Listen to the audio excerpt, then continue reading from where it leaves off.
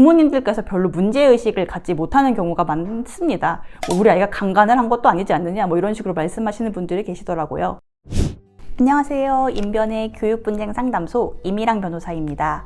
오늘은 구독자님의 사연을 먼저 듣고 최근 사회적으로 큰 문제가 되고 있는 성착취물 제작에 대한 이야기를 나눠보도록 하겠습니다. 안녕하세요. 저희 아들은 지금까지 아무런 문제 행동을 보인 적이 없고 학교도 잘 다니는 평범한 학생이었습니다. 그런데 며칠 전 경찰에서 연락이 와서 저희 아들이 아동 성착취물을 제작했다는 것입니다. 저는 저희 아들이 마치 N번방 같은 걸 운영했다는 것인지 눈앞이 깜깜해져서 순간적으로 실신까지 했습니다. 그런데 나중에 아들한테 자초지종을 물어보니 실제 발생한 사실은 그런 게 아니더라고요. 저희 아들이 인터넷 게임에서 만난 여자친구와 사귀기로 했고 둘이 몇 주간 연락도 주고받으면서 사귀었대요, 실제로. 그러다가 성적인 이야기까지 하게 되었고 아들이 여학생에게 성적인 사진을 보내달라고 요구를 해서 받았답니다. 그런데 저희 아들이 강제로 협박을 해서 사진을 받은 것도 아니고 여자아이가 자발적으로 자기 의사로 사진을 줬대요. 그리고 저희 아들이 딱히 그걸 유포하지도 않았습니다. 자기 혼자 봤대요. 그런데도 그게 과연 성착취물 제작이라고 볼 수 있는 것일까요? 라고 사연을 보내주셨습니다. 아청법상 성착취물 제작죄에 대해서 이제 일반인 분들이 쉽게 이해하기 어려운 부분이 있긴 합니다.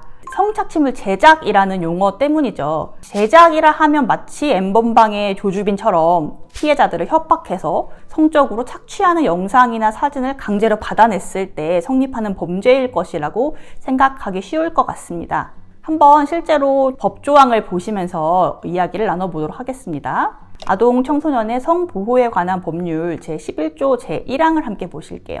아동 청소년 성착취물을 제작, 수입 또는 수출한 자는 무기징역 또는 5년 이상의 유기징역에 처한다라고만 되어 있어서 구독자님들처럼 우리 아이가 착취물을 제작한 건 아니지 않나 라는 의문이 들 수 있을 것 같습니다. 충분히 의문이 드실 수는 있죠.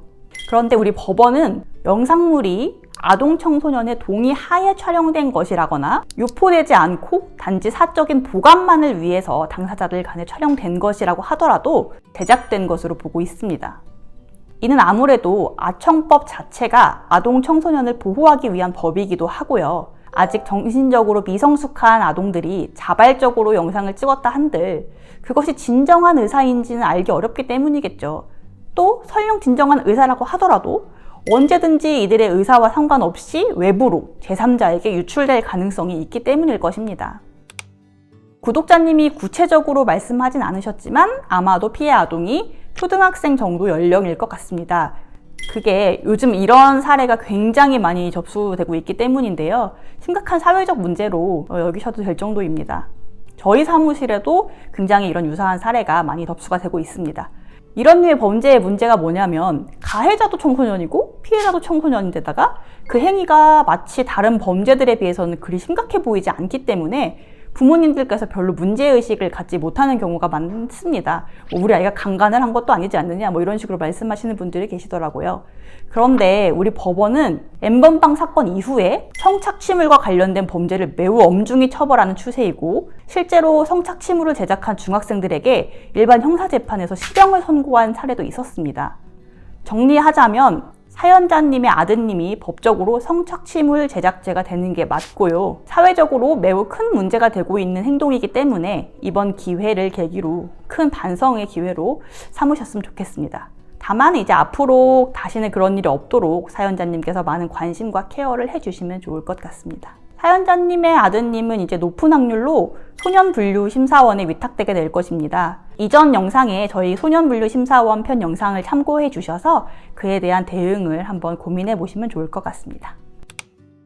오늘은 아청법상 성착취물 제작죄에 대해서 살펴봤습니다. 다음에 기회가 되면 소년들이 가장 많이 저지르는 범죄 탑5에 대해서 말씀드리도록 하겠습니다. 시청해 주셔서 감사합니다.